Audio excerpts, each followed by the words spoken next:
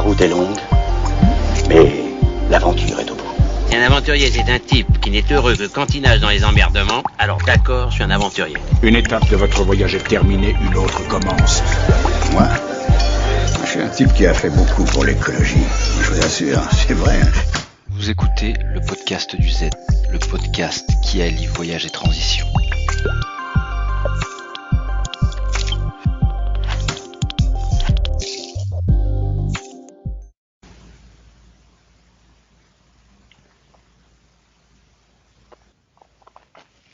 Alors bonjour Yeni, bienvenue dans le podcast de Together. On va commencer. Est-ce que tu peux nous présenter ton parcours et comment tu es devenue agence réceptive? Bonjour Thomas, merci pour l'invitation de Together. Je suis Yeni, fondatrice de l'équipe Route Cuba, un réceptif cubain. Mon parcours, en gros, ça a commencé à Cuba avec mes études de licence en tourisme. C'était 5 ans d'études à l'université. Et ensuite, j'ai passé 3 ans de ce qu'on appelle à Cuba les services sociaux, en fait. Et là, c'était mes 3 premières années de travail que j'ai passé dans une agence de voyage réceptive d'État qui s'appelle Cubatur. En fait, c'est la plus ancienne des agences réceptives. C'est une période qui a été quand même assez importante pour moi parce que même si je venais d'avoir mon diplôme en tourisme, ça m'a permis quand même de connaître plus en détail justement les fonctionnements d'un réceptif local, comment on le fait d'un point de vue, encore une fois, de la destination et de connaître encore mieux mon pays. Là, pas seulement dans une vision personnelle, mais vraiment en vue de le vendre, de le proposer comme destination touristique. Tu peux nous raconter aussi en fait comment tu es arrivé en France parce que tu fais partie de ces nouveaux réceptifs qui aujourd'hui ont une agence en France et sont aussi réceptifs sur le terrain. Est-ce que tu peux nous raconter un peu autour de ça? Oui, en fait, justement, c'était après ces 3 ans que j'ai passé à Cubatur, à l'agence réceptive d'État. C'était pour des raisons personnelles, en fait, rien à voir avec ma profession. J'ai déménagé en France. À la base, au début, ça allait être 3 ans.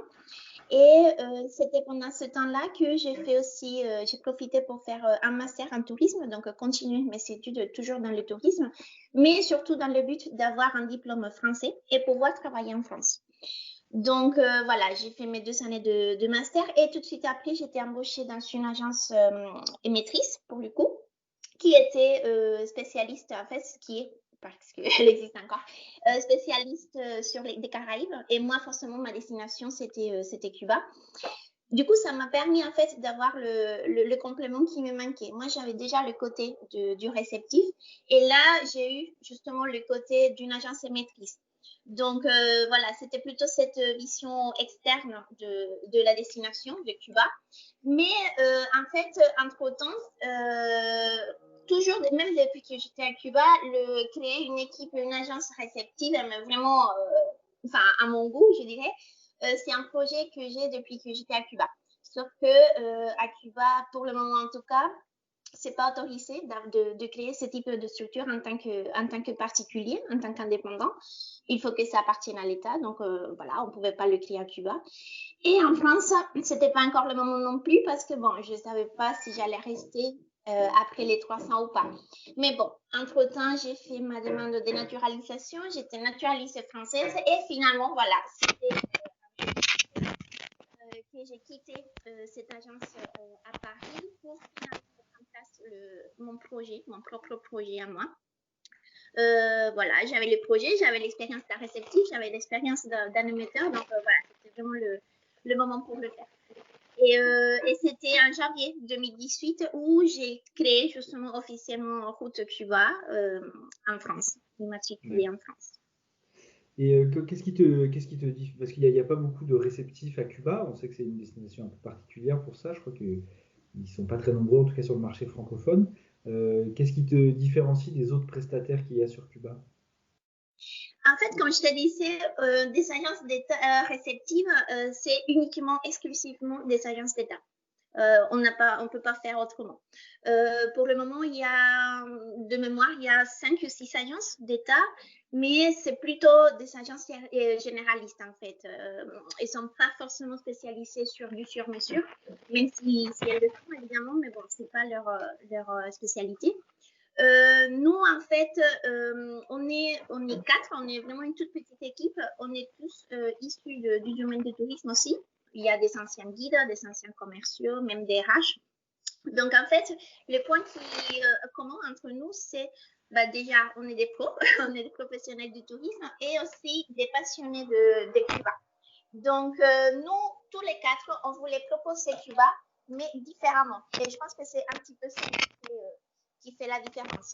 C'est que on voulait déjà, pour nous, en fait, différemment, c'est faire découvrir Cuba, mais d'un côté, envoyer un contact direct avec les locaux. Pour nous, la population cubaine, c'est quand même un des points, des atouts les plus forts de Cuba. Donc, voilà, privilégier surtout le contact direct avec les locaux et voyager hors des sentiers battus. Donc, créer un petit peu des expériences justement différentes, nouvelles, mais surtout originales, quoi, qui puissent quand même intéresser et apporter quelque chose aux voyageurs. Donc, je pense que en gros, ce qui fait la différence, je dirais, c'est en même temps, c'est nos points forts. Donc, voilà, c'est qu'on est, comme je t'ai dit, c'est 100% cubaine. On est spécialisé vraiment sur les voyages sur mesure et en petits groupes parce qu'on fait aussi des gyres, mais de 2 à 10 personnes un maximum. Donc, voilà, toujours dans cette idée de rester un petit comité. On a une présence évidemment à Cuba et en France également. Comme je te disais, l'agence est enregistrée en France, donc enregistrée en France. Donc on est en accord avec la réglementation française. Et en gros, on démarche, enfin surtout le marché français, mais en général c'est le marché francophone, vraiment. Surtout français. Mais voilà, un des points forts, je dirais, le plus important de notre équipe, c'est précisément justement cette philosophie de travailler surtout en contact direct et surtout avec des particuliers. Privilégier les particuliers sur des structures d'État ou des grosses entreprises d'État. Selon notre expérience, ça apporte quand même pas mal de fruits. On est sûr, d'un côté, on est sûr de savoir justement où ça va, le bénéfice qu'on génère, le bénéfice économique en tout cas. On voit que ça va vraiment dans la poche des gens qui fournissent les prestations et on voit comment ça aide justement soit la famille, soit la communauté, si on regarde un peu plus à grosse échelle. Et d'autre côté, comme c'est vraiment leur affaire à eux, ça les engage vraiment, ils se sentent vraiment impliqués dans ce qu'on fait et en gros ça se traduit finalement dans justement la satisfaction du client. C'est quand même une relation gagnant-gagnant. Et très honnêtement, le fait de travailler en direct avec les particuliers, c'est ça qui nous donne en fait toute la liberté, vraiment une autonomie complète de production, de création, parce que en gros on peut faire tout ce qui est faisable à Cuba. Il n'y a pas de limite, on n'est pas limité, on va dire, à vendre certains produits sur certains catalogues dans certains prestataires. Non, en fait, on démarche tous nos prestataires en direct. C'est des gens qu'on connaît personnellement, des prestations qu'on connaît personnellement. Donc, voilà, c'est la garantie quand même d'avoir une bonne prestation à la fin. Okay. Donc, voilà, pour résumer... Ah, pardon. Est-ce qu'il y a certaines prestations que vous refusez de vendre, par exemple ? Est-ce qu'il y a des demandes de certains clients qui vous pourriez dire vous allez les pousser doucement vers d'autres prestations, ou est-ce qu'il y a des choses où vous vous êtes dit ça c'est trop du tourisme de masse et que ça correspond pas à ce que fait Route Cuba, donc on veut pas le vendre? Non, vous n'allez pas jusque là. En fait, pour le moment, on n'a pas reçu des demandes comme ça tellement différentes en fait à ce qu'on propose. Le plus éloigné de ce qu'on fait, c'est de demander éventuellement de groupes de maïs, par exemple. On a travaillé en 2019 un groupe d'une centaine de personnes à peu près, mais c'est pas c'est le maïs quoi, c'est pas vraiment du tourisme de masse. En fait, c'était pas un voyage comme ça dans 4 autocars partout à Cuba. C'était juste un événement, on fait c'est dans un hôtel, on organisait un petit peu ça et on organisait pour le coup des excursions, différentes excursions et chacun s'inscrivait s'il voulait ou s'il voulait pas le faire. En fait, ça restait le côté flexible, je dirais, de l'événement. Et c'est ça qu'on fait, c'est vraiment de nous, quoi. C'était pas juste vendre un hôtel. Après, pour les clients qui demandent, par exemple, je dirais les hyper classiques, une semaine, par exemple, dans un hôtel tout inclus, dans une station balnéaire avec des transferts d'arrivée et de sortie, ça nous intéresse pas trop, quoi. Parce que nous, comme je te disais, le but, c'est vraiment faire découvrir Cuba. Et ça, on peut le trouver, je pense un peu partout, quoi. Acheter une semaine d'hôtel avec les vols, voilà, il n'y a pas besoin d'un vrai réceptif pour ça. Donc voilà, c'est le type de demande que peut-être que je refuserais pas comme ça, mais bon, que je guiderais peut-être ailleurs, quoi, parce que c'est pas du tout notre point fort. Ok, et si tu devais définir les valeurs du coup de Route Cuba qu'on devine là dans tes propos, si tu devais les définir en 3-4 mots, ce seraient lesquels?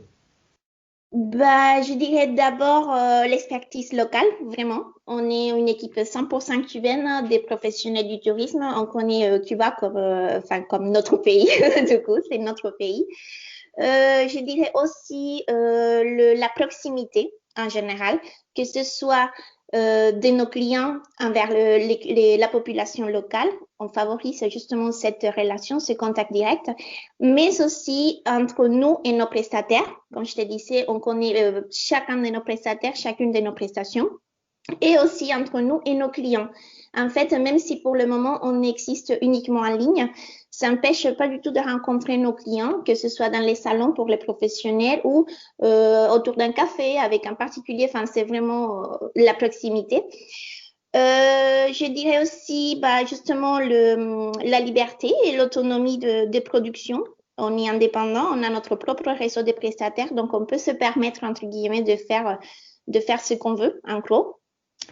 Et surtout, ce côté solidaire, je trouve responsable du tourisme parce qu'on essaye tous les jours, à chaque fois, on essaye de limiter d'abord la taille en fait de nos groupes. Comme je te disais, c'est soit des individuels, soit de petits groupes de 10 personnes maximum. Donc, ça nous permet quand même de réduire un petit peu l'impact environnemental et d'autre côté, de favoriser l'immersion aussi des voyageurs dans la destination. Donc voilà, je dirais en gros un petit peu ça. Et je t'entends parler d'impact environnemental. C'est quelque chose qui a toujours fait partie comment ça te vient? Ça te vient parce que tu es sensibilisé par rapport à ça ou parce que depuis toujours tu t'es dit que le tourisme était pollueur et donc tu essayes de réduire l'impact du tourisme sur ton île? En fait, ça fait, je parle pour moi forcément, mais ça fait partie de ma philosophie depuis le début, très, très honnêtement, parce que moi, quand j'ai grandi à Cuba, c'était l'époque où le tourisme commençait, où il faisait des grosses tours, là, des gros bâtiments, un hôtel à 20 étages autour de la plage, sur la dune, voilà, à Varadero. C'est le classique, heureusement, ça se fait plus. Mais ça m'a jamais plu. Enfin, c'était d'abord une question de goût personnel.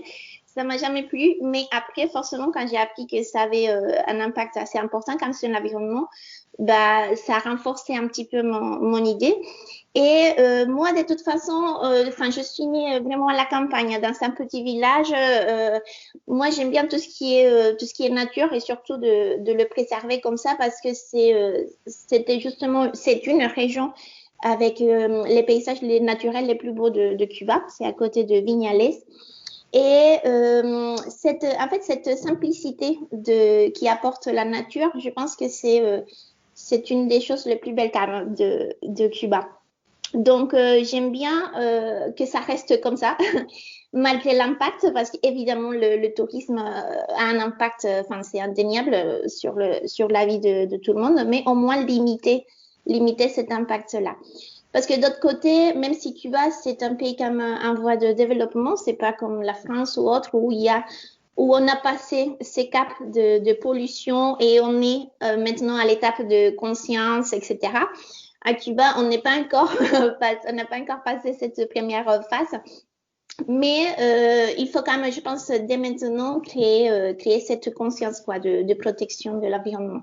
Parce que c'est quand même, enfin, il faut quand même préserver notre pays, sinon, le voyant comme ça, juste en termes économiques purs, on n'aura plus rien à vendre après. Donc voilà, déjà, même du côté économique, ça a du sens. Bien sûr. On est obligé d'en parler parce que c'est l'actualité du moment et que personne ne comprendrait qu'on n'en parle pas.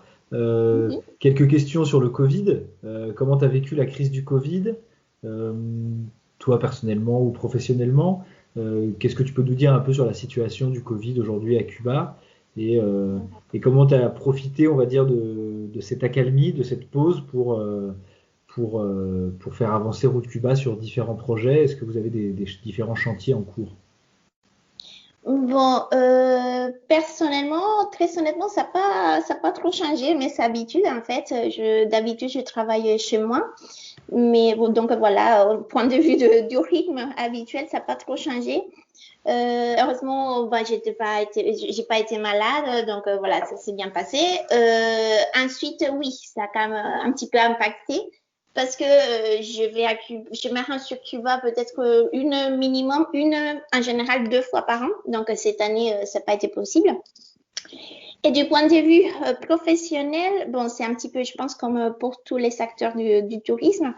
On a eu une baisse assez importante des nouvelles demandes. On a moins de 10% en fait de demandes par rapport à la même période de 2019. Évidemment, presque pas de dossiers confirmés. Évidemment, aucun départ. Donc, voilà, c'est une situation quand même assez difficile, assez compliquée. C'est un arrêt quasi total, pour pas dire total, de l'activité touristique habituelle. Mais en même temps, je me réjouis un peu de ça parce que très honnêtement, j'ai presque pas eu d'annulation. Donc, ça montre aussi la valeur, je pense, de la relation qu'on crée avec nos clients. Ils se sont, je pense, sentis solidaires par rapport à ça. Ils sont presque tous maintenus leur voyage. Ils sont tous acceptés de reporter le voyage et pas de l'annuler. Et l'avantage aussi d'être une agence petite, en fait, d'être une petite structure, c'est que justement, on n'a pas énormément de charges fixes non plus. Donc, heureusement, avec l'essai de l'État français, ça nous permet quand même de couvrir ces charges-là. Donc, c'est un petit peu, on fait un petit peu de rond, je dirais, mais voilà, on tient et je pense qu'on pourrait quand même tenir bien plus longtemps, malgré la baisse ou l'arrêt de l'activité. Après, de toute façon, en France, on parle maintenant des vaccins, on parle aussi de nouvelles souches de virus. Enfin, c'est une situation qui est quand même très incertaine sur les mois à venir. Donc, voilà, malgré leur ouverture ou autre, on peut pas forcément penser à une normalisation de l'activité, de la vie quotidienne. Donc, ça reste quand même assez incertain pour la France. Dans le cas de Cuba, ça reste aussi quand même un petit peu incertain, mais je dois dire que vraiment depuis mars, ça a été quand même pas mal contrôlé à Cuba. C'est l'avantage, comme je te disais avant, d'être une île en fait, mais c'est aussi du système politique. En fait, on est quand même sous contrôle, voilà. Et le virus n'échappe pas à ça, en fait. Ça a été vraiment très bien pris en charge depuis les débuts, avec la fermeture des frontières, avec le suivi très strict des malades. Et c'est ça qui fait justement qu'on a un peu plus de 135 décès depuis le mois de mars. Donc voilà, rien à voir avec les autres pays de l'Amérique latine, moins encore de l'Europe. Mais bon, à Cuba, en gros, il y a eu, comme je te dis, c'est la fermeture des frontières aux vols commerciaux depuis mars. Il y a eu ensuite, le 15 novembre, ça a réouvert les aéroports internationaux. Donc, ça a repris officiellement le tourisme. dans la plupart des régions du pays, en tout cas, parce qu'il y en a encore certaines qui sont fermées au tourisme. Et il y a un protocole sanitaire qui est très strict, en fait, mis en place actuellement et qui pour le moment comprend, entre autres, un test PCR à l'arrivée à l'aéroport de La Havane à chaque voyageur et avec l'isolement du client pendant le temps d'attente des résultats. Donc voilà, c'est une situation qui est quand même, je dirais, toujours sous contrôle. Mais bon, il y a quand même pas mal des éléments qui viennent justement en conséquence de cette crise sanitaire et ce n'est pas un secret, c'est surtout la crise économique. Donc voilà, à Cuba, c'est une situation quand même assez délicate aussi, qui va s'endurcir, je pense, l'année prochaine parce que il y aura déjà à partir du 1er janvier l'unification monétaire avec une hausse importante des tarifs. Donc, il parle déjà d'une inflation assez importante. Donc, voilà, c'est quand même d'autres conséquences qui viennent avec. On parlera de ça après, on verra comment ça se passe. Mais bon, moi, entre-temps, depuis mars, justement, j'ai profité déjà pour actualiser notre production, déjà nos circuits en petits groupes et quelques-unes des idées des circuits sur mesure pour les individuels. Donc, on a déjà actualisé ça, on a créé aussi de nouveaux produits, surtout par rapport aux activités ou les excursions qu'on propose généralement en option. C'est des activités plus ou moins originales, je dirais, autour de la randonnée, surtout de la nature, justement, de la plongée, etc. Même des activités qui sont plus thématiques, en fait, pour intégrer sur des prochains circuits qu'on proposera, mais vraiment thématiques. On a aussi amélioré notre présence sur les réseaux sociaux, justement pour garder cette proximité et entretenir les liens avec nos voyageurs et nos voyageurs potentiels peut-être. Donc voilà, c'est surtout sur Facebook et Instagram. Et par rapport justement à cette activité de création, on publie 2 articles par mois sur justement des sujets intéressants de Cuba, des sites importants, on n'est pas manqué, etc. Donc voilà, un petit peu, c'est ça un petit peu qui nous a occupés, mettre à jour notre offre, notre production. Ok, est-ce que ça a changé, est-ce que cette crise a changé ta vision du voyage et du métier et de la façon de vendre des voyages? Très honnêtement, non, pas spécialement, parce qu'en fait, depuis les débuts, maintenant, on parle de tourisme durable, de réduire la taille de groupe, voyager en petit comité, faire des séjours peut-être plus longs, mais en prenant un peu plus de temps pour découvrir chaque étape. En fait, c'est des principes, des éléments qu'on prend en compte depuis les débuts de notre activité. Donc, très honnêtement, ça n'a pas trop changé notre vision.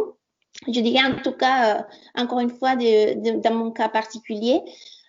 Pour nous, en fait, la durabilité, la responsabilité, le tourisme éthique, comme on l'appelle, ça a toujours fait partie de notre vision.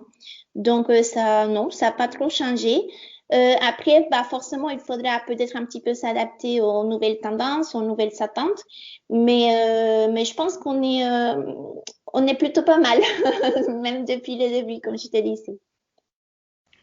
Ça t'a plutôt conforté dans tes choix de départ et ce qui a changé, c'est plutôt, tu dirais que ce serait plutôt les clients qui ont changé et qui se rapprochent de ce que toi tu imaginais plutôt que. Oui, je pense que c'est plutôt ça. Et ça me fait plaisir en fait de voir comment les gens. Non, c'est pas parce que c'est mon concept à moi, mais vraiment ça me fait plaisir de voir. Même si c'était à cause de cette crise sanitaire, mais voilà, au moins voir une bonne conséquence. Et c'est justement ce changement en fait de mentalité, de pensée des gens, de voyager peut-être un peu plus, de manière un peu plus responsable. Et si ça a aidé à ça, tant mieux. Mais oui, en fait, pour moi, ce que je vois, en fait, c'est ça, c'est plutôt ça, justement, c'est des changements au niveau du voyageur, de la personne qui part. Mais voilà, chez nous, ça n'a pas trop changé. Non. C'est Et comme ça depuis le début. tu reçois des demandes en ce moment et tu ressens ce changement dans les demandes de tes clients? Actuellement, si je reçois quand même quelques petites demandes, enfin, c'est pas énormément parce qu'encore une fois, comme il y a l'incertitude totale, je reçois quelques demandes, mais très floues, en fait. C'est pas, voilà, c'est surtout organiser de voyages, mais qui n'ont pas forcément une date fixe ou qui sont peut-être envisagés pour 2022 même. Donc voilà, c'est quand même un peu flou par rapport à ça. Mais par rapport aux demandes, c'est plutôt les demandes, enfin, sauf un client que j'ai fait partie justement, ça fait quelques jours. Il voulait rester 3 semaines à la Havane, voilà, juste comme ça. Ça, voilà, on l'a fait. Mais pour les demandes, en fait, c'est un peu comme ce qu'on a fait jusqu'à maintenant. C'est des clients qui veulent vraiment découvrir, être proches des gens, de la population locale. Donc, c'est des voyages qu'on fait d'habitude, en fait. On combine une bonne partie du voyage avec du logement chez l'habitant, par exemple. Pour nous, voilà, déjà côté économique, c'est hyper intéressant le rapport qualité-prix, mais surtout, ça permet de favoriser justement cette immersion des gens dans la vie quotidienne des Cubains. Donc, en général, on intègre ça avec des chauffeurs parce que bon, à Cuba, c'est compliqué de faire des voyages 100% écolo. Voilà, c'est encore une fois, c'est les conditions économiques du pays qui rentrent en jeu. Mais bon, on essaye de prévoir des voitures avec chauffeur local à disposition, au moins voilà que ça bénéficie vraiment les gens en direct. Mais en général, on prévoit pas, par exemple, des itinéraires d'une nuit par étape, un truc comme ça. En général, on prévoit minimum 2 nuits, en général 3 nuits, en fonction de l'intérêt de l'étape. Donc, c'est encore une fois sur cette philosophie de prendre le temps de bien visiter, je dirais bien visiter le pays. Parce que même si Cuba, et c'est ça aussi, je pense, qui fait un petit peu la différence. Même si Cuba, on peut pas la réinventer, en fait, voilà, c'est Cuba, on peut pas créer de nouvelles villes ou autre. En fait, pour nous, le secret, je dirais, de bien visiter, comme je te disais, c'est de faire peut-être pas autre chose qu'est ce qu'ils font les gens, mais vraiment le faire autrement, le faire différemment. Et c'est ça qu'on fait. On essaye de combiner toujours des incontournables avec des activités, comme je te dis, c'est plus ou moins hors des sentiers battus. Donc, ça permet aussi que chacun trouve sa place. Et en fait, c'est des demandes qu'on reçoit, c'est exactement ça. Juste pour te donner une idée, en fait, ça me fait rigoler parce que il y a encore des gens qui font appel à moi, qui font des demandes à notre équipe Route Cuba. Parce que, et là je cite, parce qu'en fait, ils veulent pas aller dans une agence de voyage. Ils veulent aller à Cuba, mais pas avec une agence de voyage. Donc en fait, voilà, c'est un petit peu cette idée que les gens ont de nous en tant qu'équipe locale. Voilà, qu'on n'est pas vraiment une agence. Et là, ça dit quand même pas mal de ce qu'on fait et comment on le fait. De l'image que vous avez vis-à-vis des clients, quoi. Tout à fait. On vend pas du tout de voyage comme ça sur brochure. Voilà. Enfin, c'est pas cette image que les gens ont d'une agence classique, je dirais, d'une agence traditionnelle. C'est pas du tout nous. donc voilà. Ok. Maintenant, petite question pour finir, des questions un peu pour on va dire de prospective, pour s'imaginer le futur. On va voir si tes réponses inspirent certains. Si tu devais te projeter à 5 ans, est-ce que tu penses ou à 10 ans, tu choisis, est-ce que tu penses que le tourisme comment tu imagines le tourisme du futur, qu'est-ce que tu imagines qui va changer, dans quel sens, enfin, c'est comment tu imagines ou comment tu aimerais que ça change, tu peux répondre comme tu as envie, soit toi dans les 5-10 prochaines années, comment va évoluer, tu penses, le tourisme? Écoute, pour moi, ces questions de prévision sont quand même assez difficiles parce que je viens d'un pays où on vit le moment présent à chaque fois. On peut pas se projeter comme ça à long terme. Donc, c'est un petit peu compliqué pour moi de faire des projections. Donc, voilà, je te dirais surtout comment j'aimerais que ça change. En gros, enfin, déjà, si on parle 5 ans, 10 ans, bah, j'espère en tout cas que cette crise sanitaire va passer quand même, que ça sera un très mauvais souvenir. Donc, qu'on retrouvera nos rythmes de vie habituels. Après, pour l'activité touristique, j'aimerais quand même que ça continue, vraiment que ça s'arrête pas à la fin de la crise, que ça soit pas une tendance des modes qui dure quelques jours.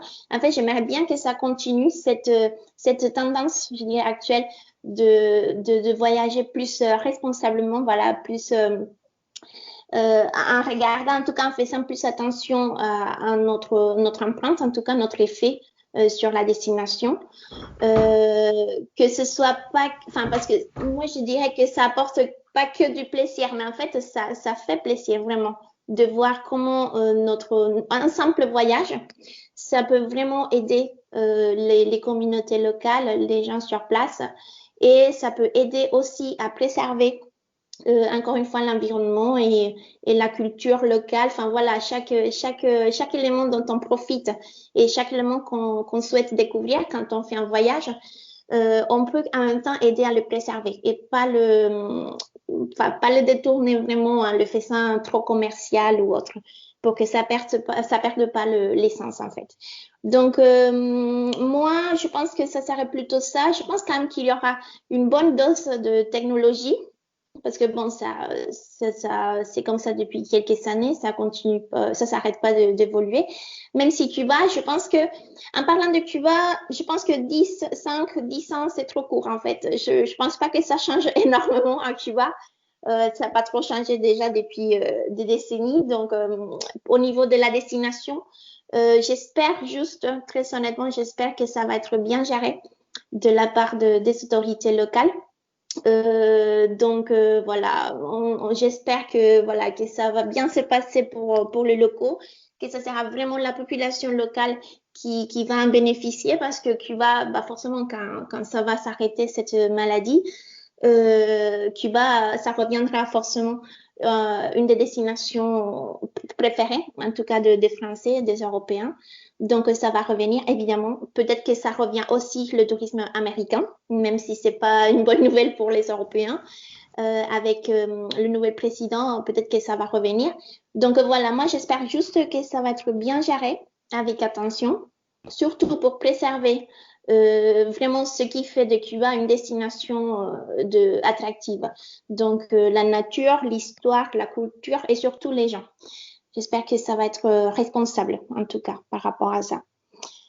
Mais bon, il faudra quand même faire face à pas mal d'éléments qui seront aussi une conséquence de cette crise. Je pense qu'il y aura quand même une bonne baisse de pouvoir d'achat en général. Même s'il y aura des vaccins ou autres, les gens quand même vont faire très attention à tout ce qui est sanitaire, hygiène, etc. Donc voilà, il y aura quand même une bonne préoccupation pour tout ce qui est la santé. Donc il faudra gérer ça, il faudra faire avec, il faudra intégrer ces idées, ces nouvelles notions à nos propositions. Mais voilà, moi je préfère quand même rester optimiste. Donc j'aimerais bien que ça s'arrête déjà la maladie, que ça continue, que ça reprenne l'activité touristique, mais surtout que ça reprenne dans je dirais une version améliorée de ce que c'est maintenant. Okay. Merci beaucoup Yenny. Est-ce que tu veux le mot de la fin? Est-ce que tu souhaites dire quelque chose à la foultitude de gens qui vont nous écouter, j'espère? Déjà, j'espère justement qu'on aura de gens qui vont nous écouter. Donc, voilà, pour ces gens-là, peut-être j'espère en tout cas que ça les a inciter ou que ça les a intrigués peut-être à faire connaissance avec nous, à découvrir ce qu'on propose, comment on le propose. Donc déjà, voilà, juste une invitation. Vraiment, ils seront les bienvenus chez nous pour organiser de voyages à Cuba, pour connaître notre pays, mais voilà, à notre sauce. Donc déjà, voilà, une bonne invitation et la bonne bienvenue, les bras ouverts chez nous. Parfait, merci beaucoup Yenny. Merci. Voilà, cet épisode du podcast du Z est terminé. C'était Yeni, en direct de Cuba. Vous pouvez retrouver son contact directement dans les commentaires de ce podcast. Je vous dis à très bientôt et bzzz.